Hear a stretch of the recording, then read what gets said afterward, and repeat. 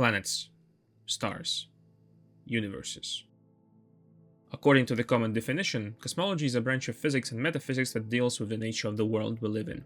Each writer who wants to create a compelling world often wonders, how do I make it look logical and interesting? Especially if this writer tries to create something big, they must think outside the area that interests them the most or where the most action happens. Usually, however, both are in the same place.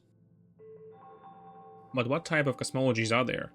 Is it even systemized? And how are world builders expanding their universes? Let's figure it out.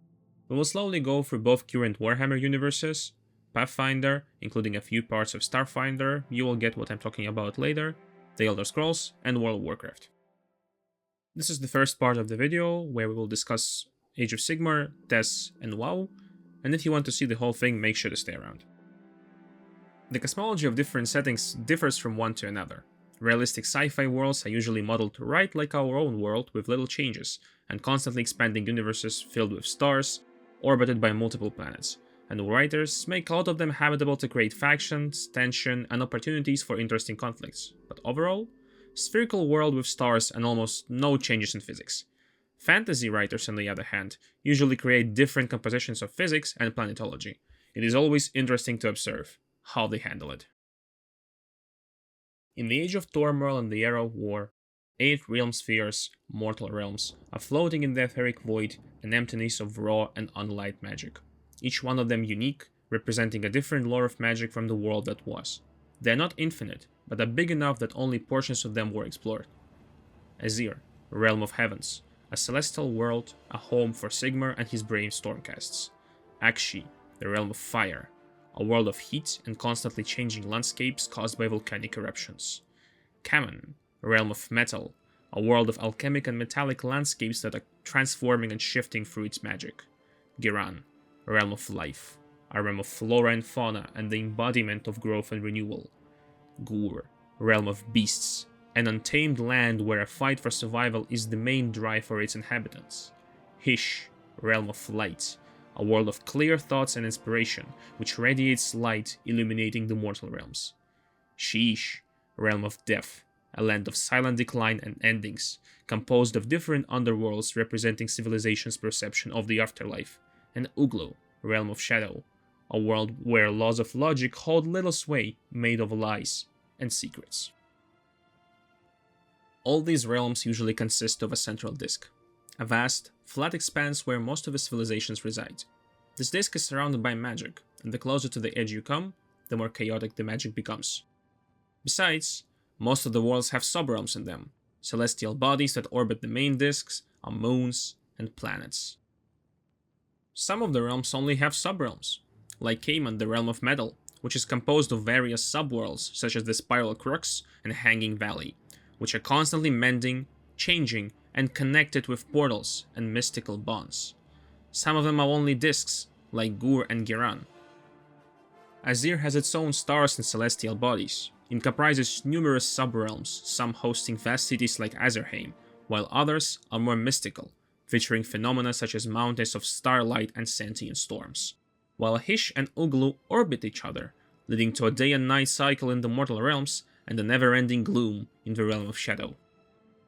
And while most of the factions travel to this world through realm gates, some of them learn how to pierce the void and travel from one world to another, some with precision and some without. Parallel to the mortal realms exists 8 points, all points in the past. A realm with a gate to each world in the etheric worlds, Archaon's ever-chosen domain, where he created a gate to the realm of chaos itself. What is the realm of chaos? A parallel dimension that exists like a blanket around our universe, piercing its core and feeding our mortals' actions, thoughts, and desires. A nightmarish dark landscape, devoured and grotesquely transformed and damned for all eternity. An ever-shifting formless dimension of raw magic, where 4 chaos gods, Tzeentch, Khorne, Nurgle, and Slaanesh, are expanding their grounds in the great game that will never end. If we try to generalize and categorize this world, what do we have?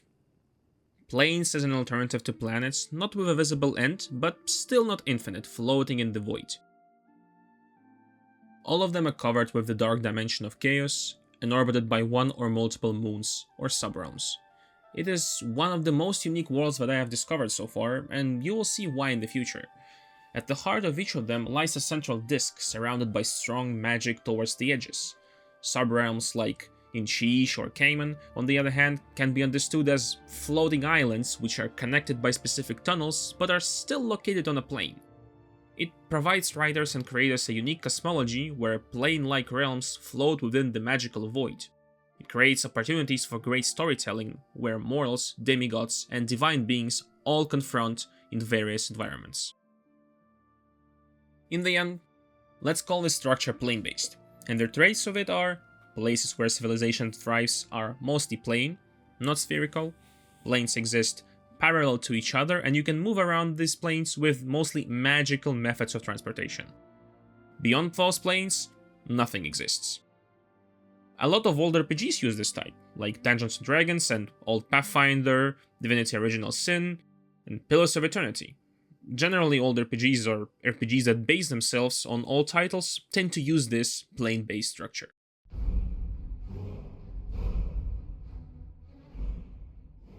Surrounded by oblivion, a dimension of Daedric princes, lies Mundus, a world which holds Nirn, a planet of mortals in the middle. Born from the deception of the forgotten god Lorhan, it is now a center of the universe, and attracts the interest not only of the gods that agreed to join Lorhan, Aedra, but also of the ones who were against it, Daedra. Nirn is a planet, a spherical body that rotates on its axis, being lit up by Magnus, a hole in the fabric of reality that leads to Aetherius, the afterlife, allowing magic to enter the mortal realm. Nowhere does it say that the planet rotates, but it is a valid assumption since Magnus, due to its nature, cannot rotate around Nirn, while the day and night cycle still exists. In the night, locals can perceive two moons, Master and Secunda, attendant spirits. It is believed that they are subject to the bounds of mortality and even died a while ago, slowly withering away. The evidence of that is patches of an eaten-away surface through which stars are clearly visible. Khajiit believe that those remains are Jonah Jod, direct gateways to the afterlife, and by fact, they are influencing their biology and the first stock they are born as. These stars are like Magnus, host to the afterlife. But what else is visible in the night sky? Besides very powerful constellations that guide the souls and influence their lives, the mortal eye throughout the year can observe different spherical bodies, which are considered to be representations of the nine divines, Aedra, that are worshipped by civilizations. Akatosh, the dragon god of time and the chief god of the pantheon. Arche, god of the cycle of life and death. Dibella, goddess of beauty and love. Julianus, god of wisdom and logic. Kinareth, goddess of air, wind, sky, and the elements. Mara, mother goddess. Stendar, god of compassion, justice, and luck. Talas, a hero god of mankind, the conqueror. And Zenitar, god of work and commerce.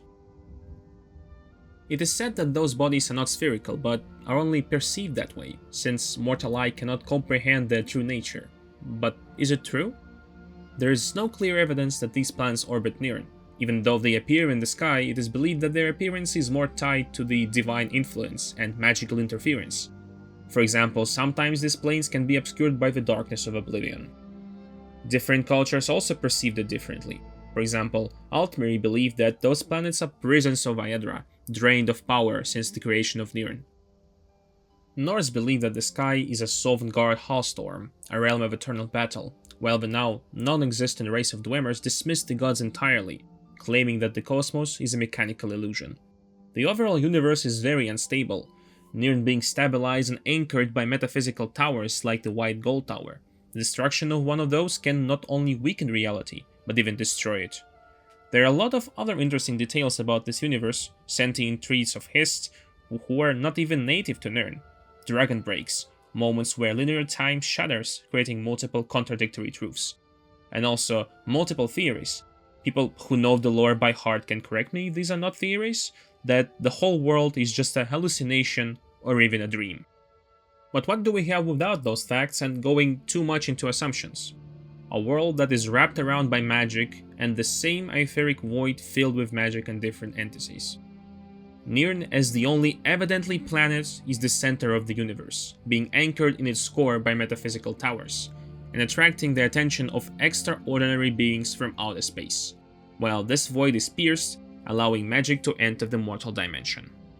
What is the best metaphor for this, you ask? I would say an egg. A layered, metaphysical cosmic egg, where Nirn is yolk, being a core of the universe, Mundus, specifically everything that surrounds Nirn, Iadra worlds, being the egg white. Oblivion is the inner shell, a chaotic void between Mundus and Aetherius, containing infinite diedric realms. Aetherius as the outer shell, their source of magic existing beyond Oblivion. And Egg's cracks are the universe's cosmic uncertainty, a good metaphor for that. Which traits can we give to this egg-shaped structure? The universe is composed of layers, while the middle of it is always a mortal realm which is finite. Outer layers influence the inner ones. It is possible to travel between layers using usually magical portals, and beyond those layers, either nothing exists or a never-ending void of something. Despite the type, it still acts as a boundary to the world. This gives us good understanding of egg-shaped worlds and creates a framework that applies to many universes. It provides a world that is centered on mortals influenced by divine beings and how they act within, trying to redefine the egg yolk. A good example of this type of world will be Theros from Magic the Gathering, or even Dark Souls.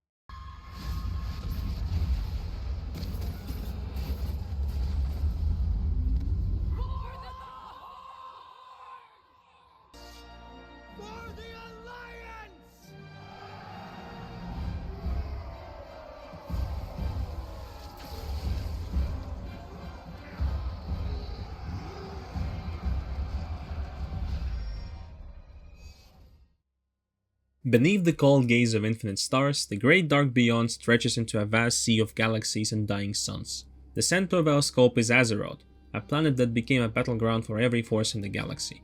Within Azeroth slumbers a nascent world soul, the core essence of a future titan, whose awakening will reshape or even destroy the planet. Titans are a race of colossal, planet-sized cosmic beings composed of arcane magic and the primordial matter. To ensure that the common goal of the Titans is aligned, they form the Pantheon. Aman'Thul, the Old One, High Father of the Pantheon, Keeper of Time. Ionar, the Lifebinder, Protector of Life, Nature and Health. Norgannon, the Keeper of Celestial Magics and Lore, Master of all knowledge, secrets and mysteries. Golganath, Lord of Skies and Roaring Oceans, Father of the Sea Giants. Khaz'garath, Shaper and Forger of Worlds, the Ultimate Craftsman. Agramar, Warrior Lieutenant of the Pantheon, former lieutenant of the Great Sargeras. And Great Sargeras, once a mighty champion who, when witnessing the corruption of different world souls, turned the tables into a crusade of total annihilation. This course was revealed when Sargeras found Azeroth. Agramar saw that it was already corrupted by the old gods, and his master decided that it was better to be destroyed. This led to a conflict and shift that changed the flow of this universe. The goal of the Pantheon was to preserve life and peace, but Sargeras, as a champion of it and the noblest of them, soon discovered that Old Ones were already corrupting the souls of still slumbering titans. Enraged, he destroyed one of those planets. Aman'Thul and Ionar argued tirelessly for redemption, believing that slumbering titan souls could be cleansed, only to be cast aside by Sargeras' unwavering conviction.